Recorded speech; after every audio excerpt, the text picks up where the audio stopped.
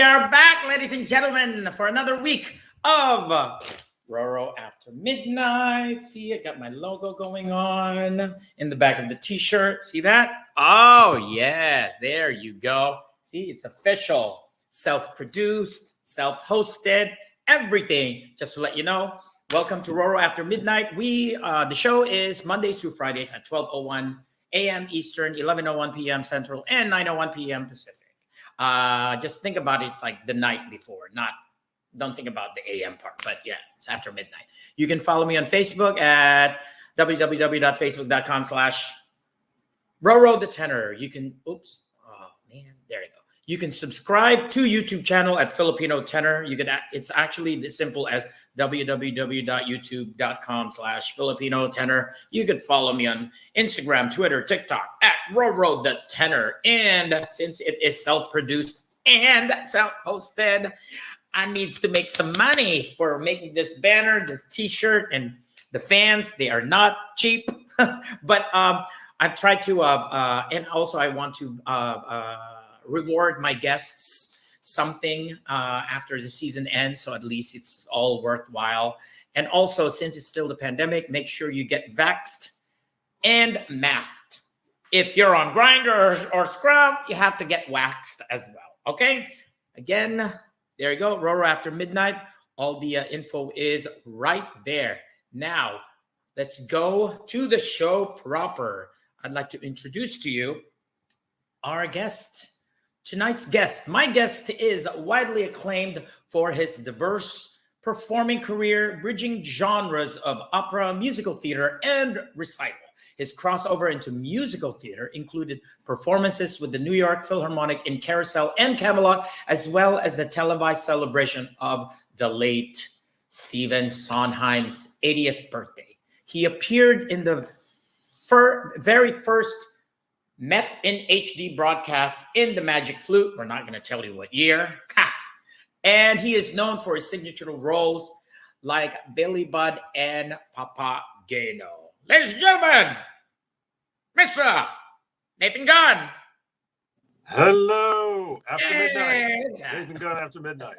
All right. All right. Thanks for coming in. Okay, so today's episode is called Everything's Coming Up Gun and Roses. Anyway, so as you can see right there is Mr. Nathan Gunn. He's a baritone, and all of his info are right here. So a lot of the stuff we're going to talk about, also we're going to mention a lot of stuff here, and if you want to know more about it, just go to his website at nathangunn.com. All right, nathangunn.com.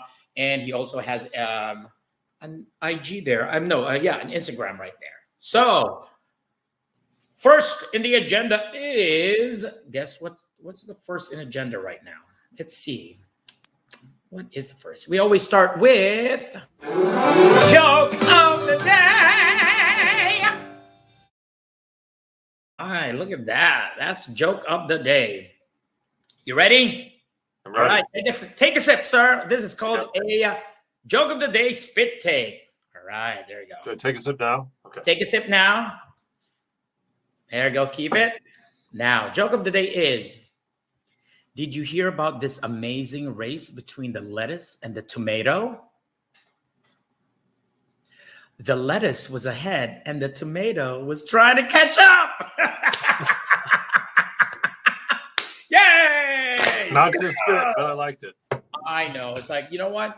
Like, it's tamer. Oh, wait until we get to later on where you have to do this stuff. Anyway, thank you for indulging me with that. Now, the first thing we have to do now is getting to know you portion. So we now ask Nathan a little. He's gonna give us a little background about himself. Tell us about where you're, from, born and raised, where you went to school, family. Take it away.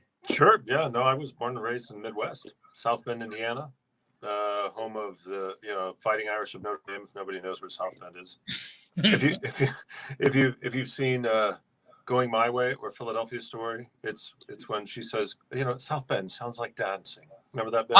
Yes, the Philadelphia Story. Yeah. I was born there, raised there, left there as soon as I could, and went to college. and came here to Illinois, University of Illinois. Got my undergraduate degree here and in music, but it wasn't a voice major. Then I went to New York City, was in the Young Artist program at the Met, and then started traveling all around, performing. Got married when I was still in college, still married, and have 5 kids, one of whom made her Carnegie Hall debut in the Orchestra Now Tone Orchestra over it was last week. It was great. She was first chair cello. Awesome. First chair. Yeah. Wow. Really Good for great. you. Yeah, proud dad. Proud dad. Definitely a proud dad. Awesome. And it was the oldest. Is it a she or he? She is the second oldest. The oldest, Madeline, actually made her Carnegie Hall debut when she was like 10 or something. She was Kim in Showboat. We needed a Kim, so she came and did that when I was singing Showboat. And then she was in Grapes of Wrath when we did it at Carnegie Hall too. So it was like no big news for her, but for Jordan, it was great. Yeah, I mean, you know what? Not everyone, it's not easy to do your Carnegie Hall debut, but you know what? If you want to start small, go to the Carnegie Mellon debut. You know, there we I go. don't know if it's the same thing, but Carnegie anything. It could be Carnegie Library. Makes no difference. Carnegie, it's like, yes. So the next one is, we call it, You're Such a Trauma Queen. Where's that other one? Yeah.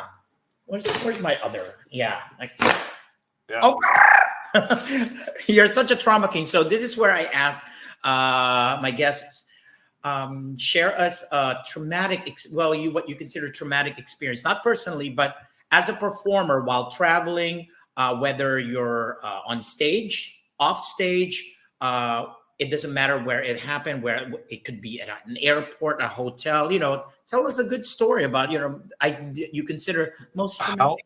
How dark do you want it to be? I want it as dark as possible. People right. were like, okay. So I've got a couple of them. Everybody has a story about a flight. I've been on a couple of flights where everybody went, the engine shut off and you start to head towards the ground. You're looking for the largest person you could like get behind, for the crash and whatnot. That's happened a couple of times. There was another time, and this is second runner-up, when I was being flown in. I won't say what house it was as a particular character. And for whatever reason, it malfunctioned and I free fell, which really terrified me. I stopped about 3 feet before hitting the corner of one of the sets. Yeah. And my heart was, so that was terrifying. But the most traumatic, I would say, was working in Vienna. And I had a meeting at the I think it was called the Opera Cafe or something around the corner of the Opera House. And a guy came in and he was acting kind of weird. And he took out a knife and started cutting all his hair off. And then he sprayed pepper spray all around, which made everybody move back. And then he stabbed himself in the throat multiple times and killed himself. Oh my God! Has anybody told you anything like that No.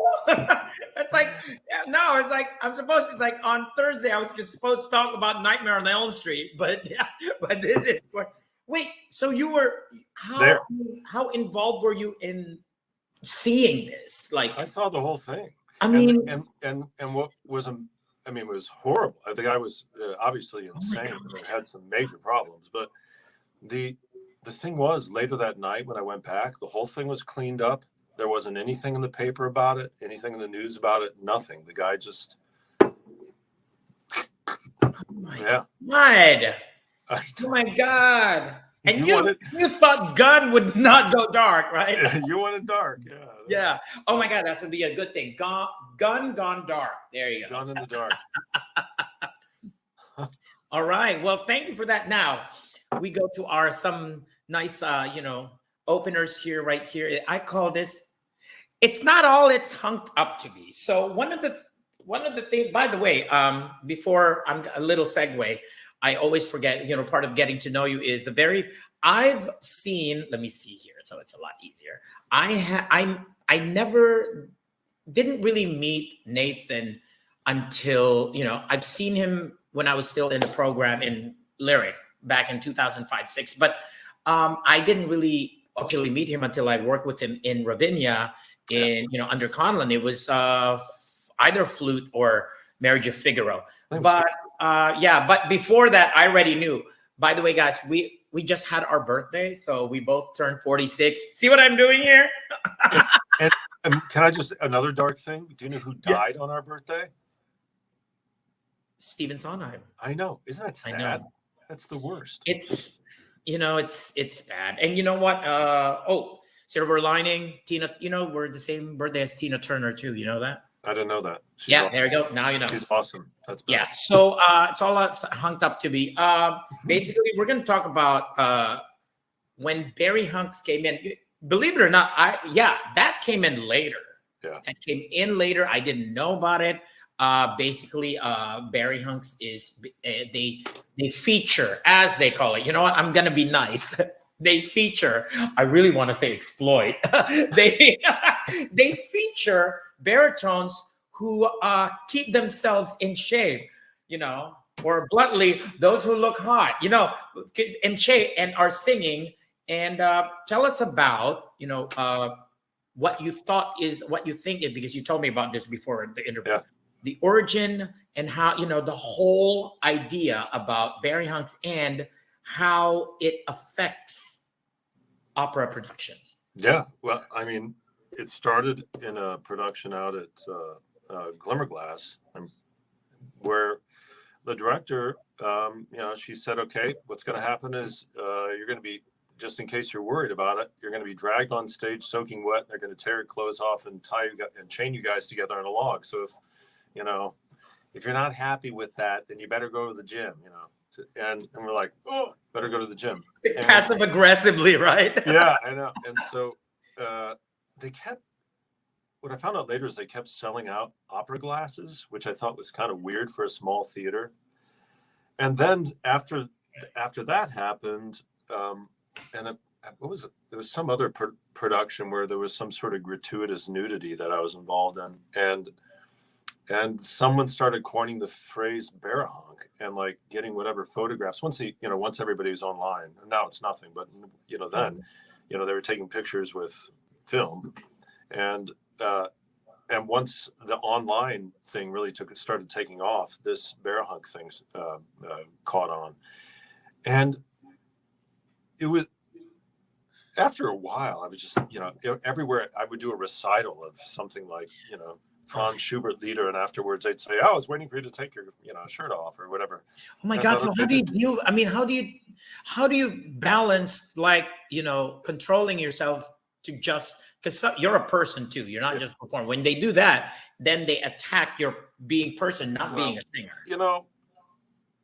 I think people are a little more sensitive than they were nowadays than they were in our day. This sort of thing. I mean, I think my wife jokes about this, but she's like, I know everybody was upset about, had lots of, and there are legitimate complaints during Me Too, but I think Nathan was sexually harassed far more than anybody I know. But you just kind of, I don't know. It was for a while. I was thinking maybe it would get people into see shows or whatnot. But what I realized is that eventually the ramifications of it was everybody was, all the baritones particularly, were like, God, I got to get to the gym. I got to work out. I got to look at this guy. I'm not going to get a gig. And then that sort of pressure was put on other people that I would be in shows with. And there was one particular instance where a soprano I was working with, she ended up bowing out of the performances because she really was not in vocal shape to do it. But she agreed to do, just full on nudity, splay on a tortured thing with her legs and arms spread, completely naked, knowing kind of that she probably was going to cancel, and of course I was, half naked most of the time, and her cover then had to go on and was expected to do all of these things that the original artist was said she would do. And I remember having to just finally go to bat and say, look, I feel really uncomfortable with her in this position up on stage. It's just, I don't know. I don't feel good about it, in order for her to get out of having to do it. But that happened quite a bit. Everybody was kind of put under pressure to take the clothes off. And And how do, oh yeah. So I was going to say too, well, a follow-up question to this one, because you talked about all these roles that you've done. The next one is, so there's this thing on YouTube says top 5 bare-chested roles, which you guys have to see it. I mean, if you know, it's very well thought of, but if you know Nathan, you know, like, I wonder what's going through his mind when he's like saying this. So tell us about like, and by the way, I put it here because in case people like know, it's like, oh, you know, these baritones watching. Oh, I didn't know about that role. What is that role? So just quickly, Rio Lobo is from Florencia, right? Yeah. And then Clive is from American Tragedy, Tobias Picker's piece. And Father de Laura. Yeah, that is from Love and Other Demons. And Peter Billy Budd, Goodfish. of course. And then Billy Oreste is from Iphigenie en Tauride. Now, question is, how come you didn't put Nadir? Oh yeah, Pearl Fishers. Yeah, why was it not part of the 5? I don't know. Maybe it was too obvious. I mean, it's funny because the you know, if you do, you know, people who are just learning about, you know, Nathan, which some of them will be, because I do have non-opera audience, is most of the stuff that are out there are Billy Budd and Pearl Fishers. Yeah. In general. So, but anyway, so my question is, what was, in one word or two, what was going through your mind when you did this video? You know, I think what was going through my mind is, okay, I think I'm done answering questions about all of this. And maybe it's time to move on. You know? There you go. Right. And yes, and make sure people who know Nathan, make sure you read through those eye movements that he does there. Trust me. And before we go on a little break, workout advice for opera singers. Now, this is because the pressure of, especially, why is it always baritone? I don't know. That has become, and like what you said, pressure. If you're in Pearl Fishers and you got a baritone, as you say, now the tenor has to be. It is the pressure. It's a lot of tenors are like, oh shoot, I have to lose weight, which is sad. You know, not all really. I mean, fishermen, they don't all look like that. But so, what are the workout advice for those so that they do not overdo or they do not really pressure themselves? You know, I think singing, it's a great thing to be in pretty good shape if you're a singer, and it's a longevity sport. You know what it's like. You get better as you get a little bit older. I mean, you start to peak as you get older, as opposed to peaking when you're in your early 20s, like most athletes. You end up peaking more around your late 40s and 50s. And I personally like things that are not high impact. I've done everything from, you know, boxing to running and everything. And I found that, you know, after a while, your knees start to hurt, even though you can run anywhere. You don't need a gym. Right now, the one exercise that I like the most, because I don't have a lot of time, but I like a good full body workout. I want my legs to be strong, I want my lungs to be, you know, get some exercise, and I want my heart to, you know, beat a lot, and also to use all my body. I like using a rowing machine. If I row hard for 30 minutes, and on top of it, it keeps your back nice and, you know. Because of the posture, you have to keep a posture, and your legs are moving, and then your arms are also moving. I mean, you know, it's great. Good. That's actually that's a really good. I started doing it because I was having some back problems, and I wanted to strengthen my back. And wow, I mean, it really gets. And then you got to stretch. I know nobody likes to stretch, but you got to stretch. That's all. Stretch before and after. And now, so wait, Penner, we're gonna do a little bit, like really, really small break. We'll be right back. This is the Dara Report. Lucas Meacham with the Dara Report, coming to you live from Madrid, Spain. I have to tell you, there is this new thing that's called red Christmas leaves, but you can't eat them in salad. Back to you. And that was the Dara Report. And that's the commercial break. That's the commercial. Was that Lucas? I haven't seen Lucas. I know. So I'm trying to get everyone to. So basically, it's like now you get the idea of the Dara report. It's like, people don't have time to watch a whole full commercial. So that's my thing. Now we get to a part where I call it those who can sing and teach. So tell us more about like, are you there? What's going on? Uh-oh, I lost him. Okay, I've got strong. Wait. We're having some technical difficulties. Those who can't sing. Shade, what's going on? Is it my connection, Nathan?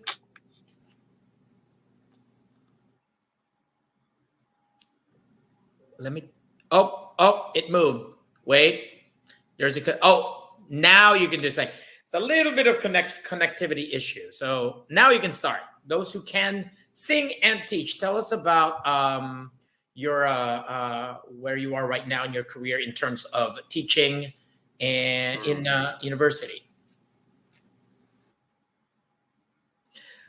I think we're having some technical difficulties. Let me fix this a second. Back with me? Are you back there? There you go. Okay. I had to do some kind of like magical moment there. All right. Now, there you go. You did hear what I said, right? I did not hear what you said. Okay. Those who can sing and something. And teach. It's like, those who can sing, those who can teach. Actually, those who can sing and teach. And that's what you're doing right now. You're singing and you're teaching. Tell us about, all about the teaching and, about University of Illinois in Champaign, collaboration and everything about it.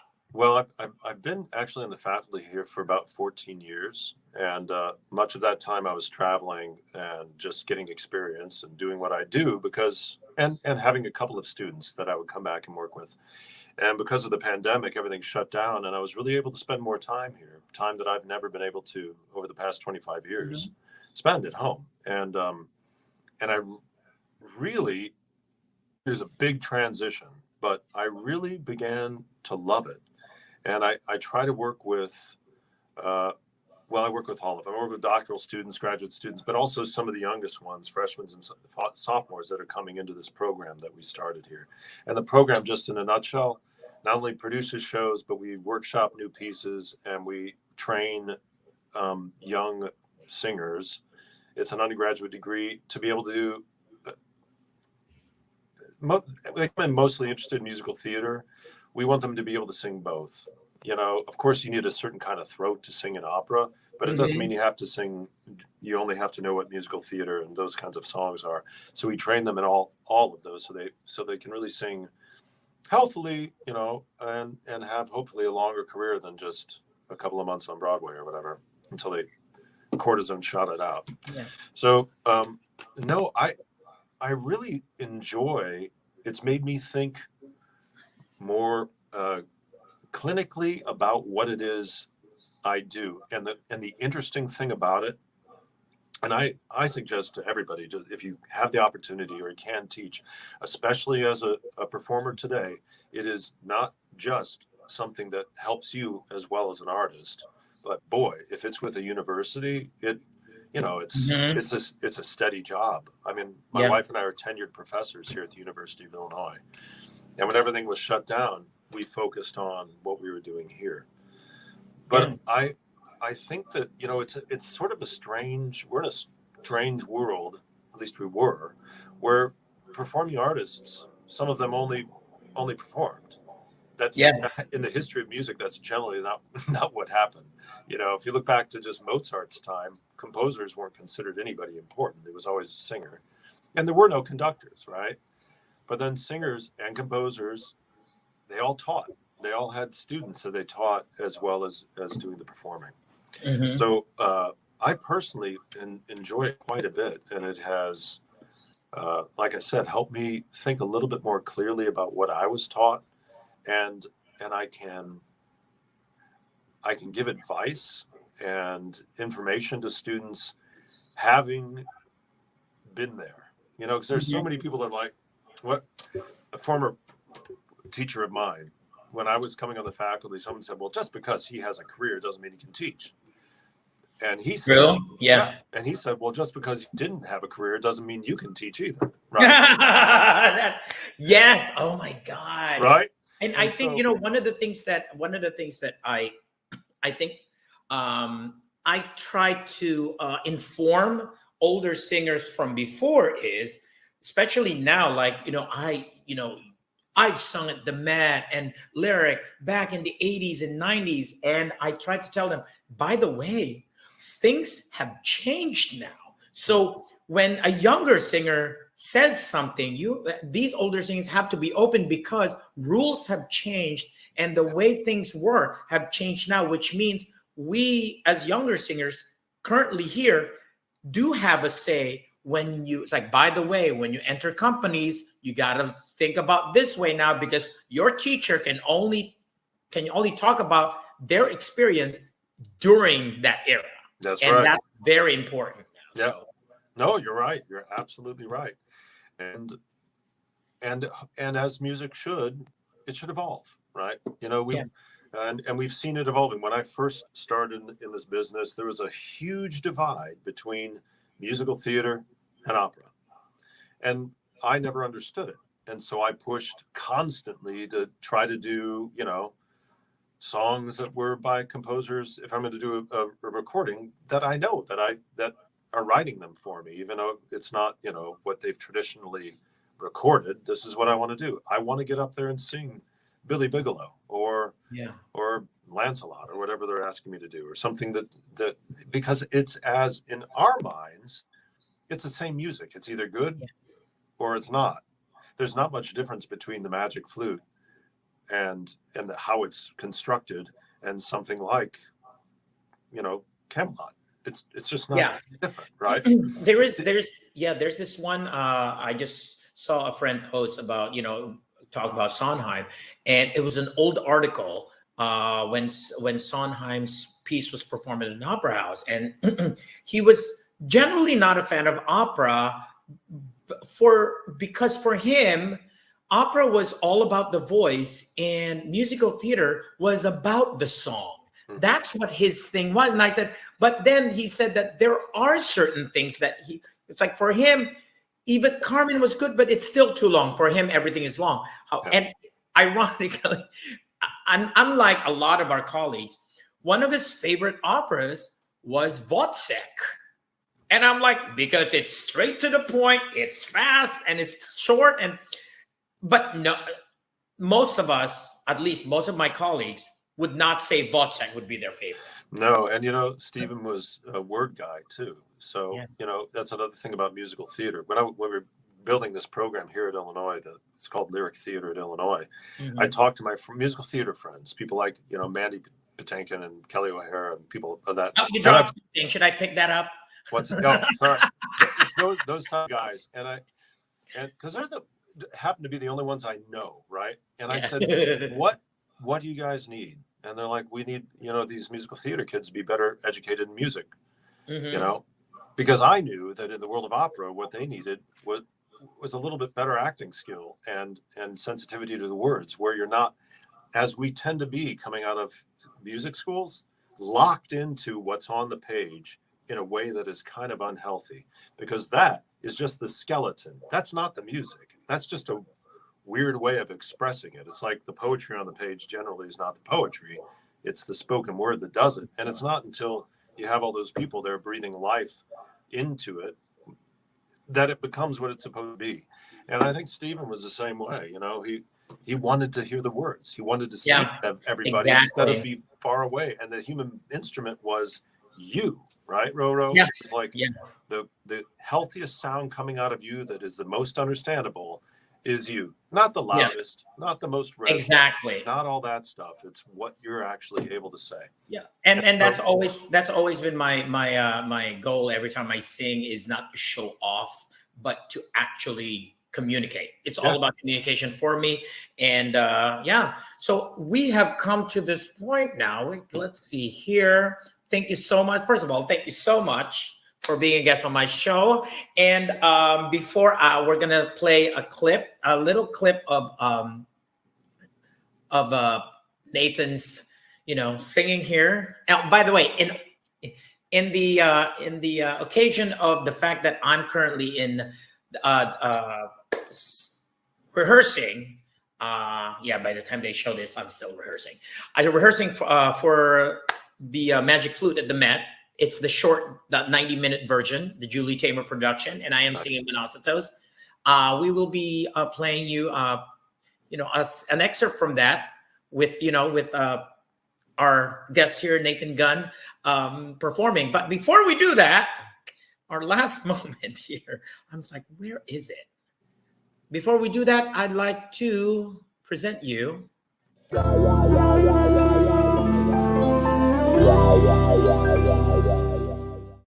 See the music there? I love it. All right, here we go. I'm gonna put you on the spot. I'm gonna send him something, and here is your pickup line of the day, as expressed by Mr. Nathan Gunn.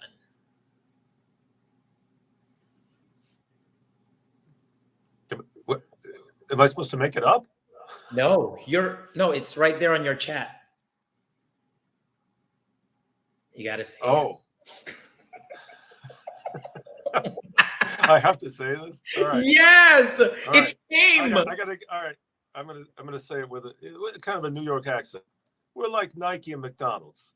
I'm doing it, and you're loving it. Oh yes, ladies and gentlemen, that was.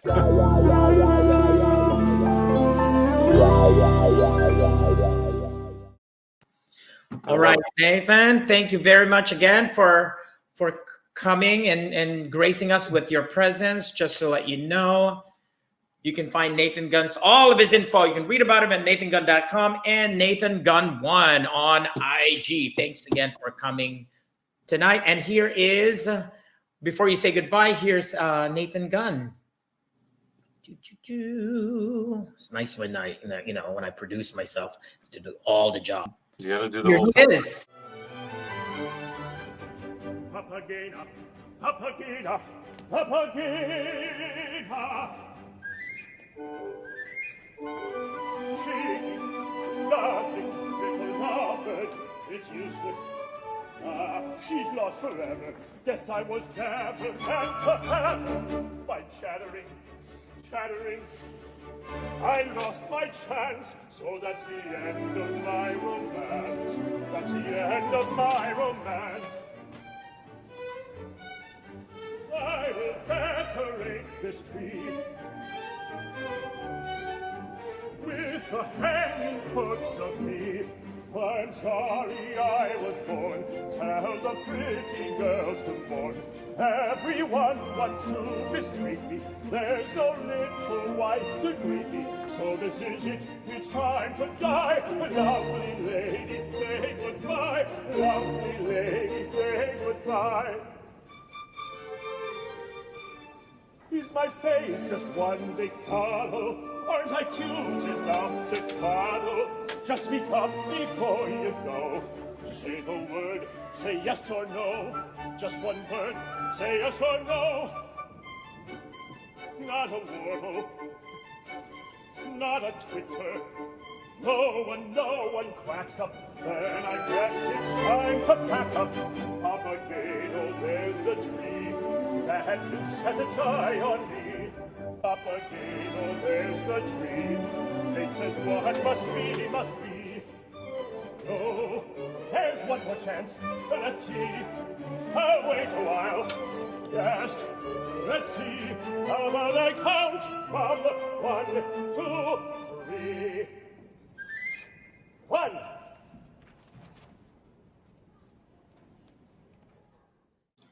And that's the end of your romance. That's the end of my romance. You know, one time the spirits didn't come out. I'm like, I'm supposed to hang myself, and I'm like, So you could wait. How long was it? It was. I heard them, coming. Someone forgot to call them, or they were messing around. So I just vamped. I told a joke. I told the joke you told. It's like that's the end of the romance, not the end of the series, but it is the end of the show. Thank you again, Nathan, for gracing us, and hopefully we'll see you again soon. It's like, and hopefully you'll have a recital, because I do live in Chicago too. So yeah. Thanks again, Nathan. We'll see you again soon. And thanks everyone for watching our show tonight. And come back tomorrow for Talk Out Tuesdays. All right. We will see you. Wait, where's my thing here? Wait, which one is it? Yes. Make sure you all better. Oops. Oh, I dropped it. I'm hungry. You better work. Thank you guys. And you guys have a wonderful evening.